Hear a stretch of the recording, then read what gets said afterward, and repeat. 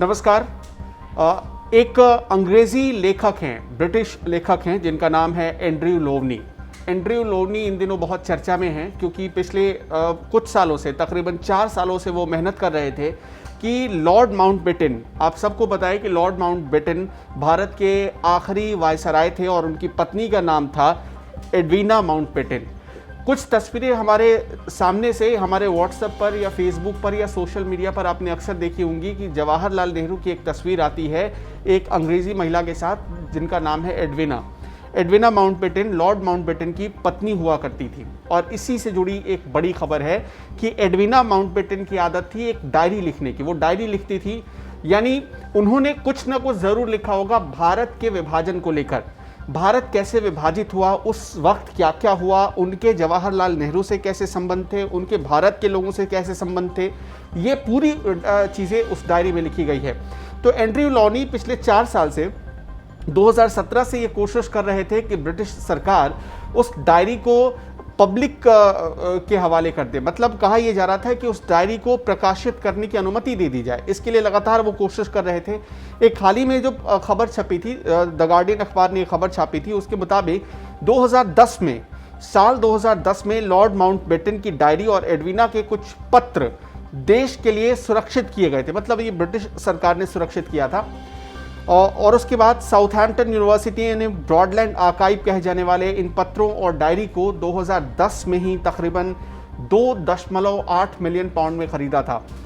ब्रॉडलैंड archive जो Southampton university है उसका एक आर्काइवल हिस्सा है जहां पर इतिहास से जुड़ी बहुत सारी चीज़ें इकट्ठा की जाती हैं, दस्तावेज इकट्ठा किए जाते हैं, उन्हें संरक्षित रखा जाता है।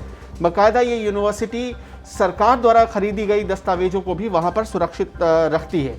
तो अब जो ये एंड्रयू लोवनी थे वो कोशिश कर रहे थे कि उन पत्रों को सार्वजनिक करके कम से कम उसमें क्या क्या लिखा गया है।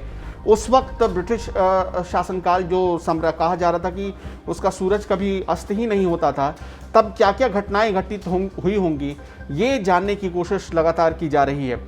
अगर इन पत्रों को या इस डायरी को पब्लिकेशन के लिए इजाज़त दे दी जाती है तो इससे भारत विभाजन के साथ साथ पाकिस्तान के जन्म के पीछे की स्टोरी भी सामने आएगी और साथ ही साथ भारत में कुछ नेताओं के साथ, जैसे कि जवाहरलाल नेहरू की तस्वीरें अक्सर उनके साथ जो वायरल हो जाती है, उससे जुड़ी भी कुछ दस्तावेज या कुछ बातें सामने आ सकती हैं।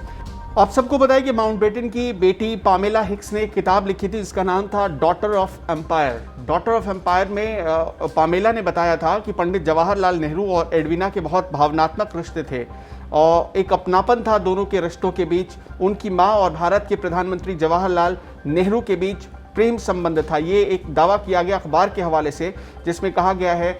इसके साथ साथ कुछ और किताबें भी लिखी गई। मैं आपको बताऊं कि उन किताबों में लॉर्ड माउंटबेटन के बारे में लिखा गया कि उनके कई महिलाओं के साथ संबंध थे और कुछ किताबें ऐसी भी लिखी गई जिसमें एडवीना माउंटबेटन के बारे में कहा गया कि उनके भी संबंध कई पुरुषों के साथ थे। तो अब इसलिए शायद ब्रिटिश सरकार को ये डर लग रहा है कि कहीं ना कहीं शाही परिवार पर छींटे पड़ेंगे, कीचड़ उछाले जाएंगे।